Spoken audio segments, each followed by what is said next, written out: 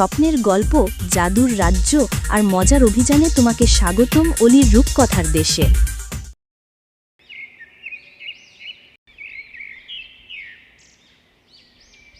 এক গ্রামে বাস করত রূপা নামের এক সুন্দরী মেয়ে। সরলতা আর হাসির আলোয় ভরে থাকত তার চারপাশ। সেই সময় পাশের রাজ্যের রাজপুত্র আকাশ এসে পৌঁছায় এই গ্রামে। আপনি কে? আগে তো কখনো এদিকে দেখিনি। হঠাৎ করে আপনাকে গ্রামে দেখে একটু অবাকই লাগছে। আমাদের এই ছোট্ট গ্রামে তো বাইরের কেউ আসেই না প্রায়, তাই ভাবছিলাম আপনি কে, কোথা থেকে এলেন? আমাকে সবাই রাজপুত্র বলে ডাকে। প্রাসাদে আমার অনেক বড় পরিচয় আছে, কিন্তু আজ এই ছোট্ট গ্রামে এসে তোমাকে দেখে মনে হচ্ছে রাজপুত্র হওয়া কোনো বড় পরিচয়ই নয়।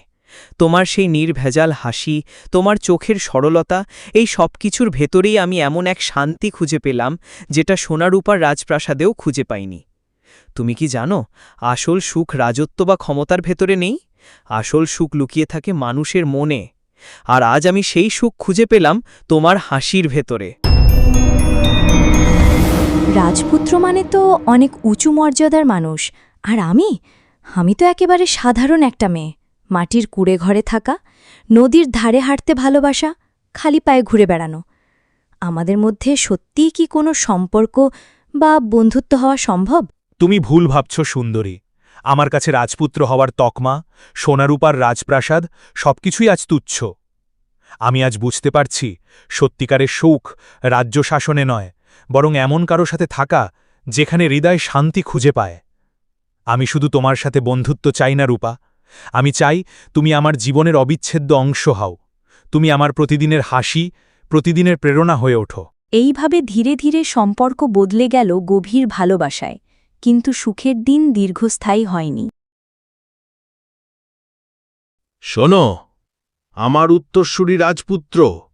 রাজপুত্র কখনো সাধারণ মেয়েকে বিয়ে করতে পারে না। তোমার বিয়ে হবে রাজকন্যার সাথে। পিতা, রাজ্যের নিয়ম হয়তো আমাকে বেঁধে দিতে পারে, কিন্তু হৃদয়ের নিয়ম কেউ আটকাতে পারবে না। আমি শুধু রূপাকেই চাই। শুধু রাজা নয়, গ্রামবাসীরাও রূপাকে অপমান করল। তারা বিশ্বাস করল রাজপুত্রের যোগ্য নয় সে। রাজকুমার, সবাই আমাদের আলাদা করতে চাইছে। হয়তো আমি তোমার জন্য বোঝা। না হৃদয় রানী, তুমি আমার জীবন, আর আমি তোমার ভালোবাসা। আমি তোমার ছাড়া আর কারোরই নই।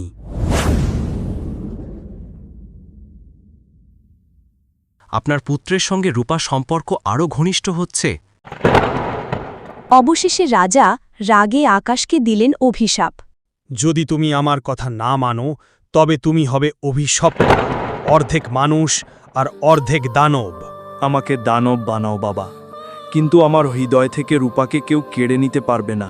মহারাজ, দয়া করুন, আমাদের ভালোবাসা পবিত্র, এতে কোনো অপরাধ নেই। আপনি চাইলে আমাকে শাস্তি দিন, কিন্তু রাজকুমারকে অভিশাপ দেবেন না।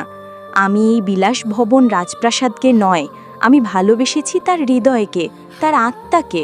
আমাদের আলাদা করলে শুধু রাজকুমার নয়, আমার জীবনও শেষ হয়ে যাবে।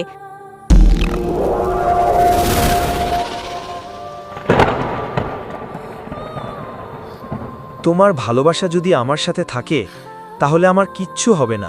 আমি তোমার ছায়া হয়ে পাশে থাকব, যতক্ষণ না এই অভিশাপ শেষ হয়। ভালোবাসার শক্তি সবসময় সবচেয়ে বড় জাদু। রাজা, সমাজ, অভিশাপ সব বাধাকে অমান্য করে রূপা আর আকাশের অভিশপ্ত ভালোবাসা শেষমেশ হয়ে উঠল চিরন্তন। অভিশপ্ত ভালোবাসা, সত্যিকারের প্রেম কখনো হারায় না। প্রিয় বন্ধুরা, তোমরা সাবস্ক্রাইব করতে যেন ভুলো না।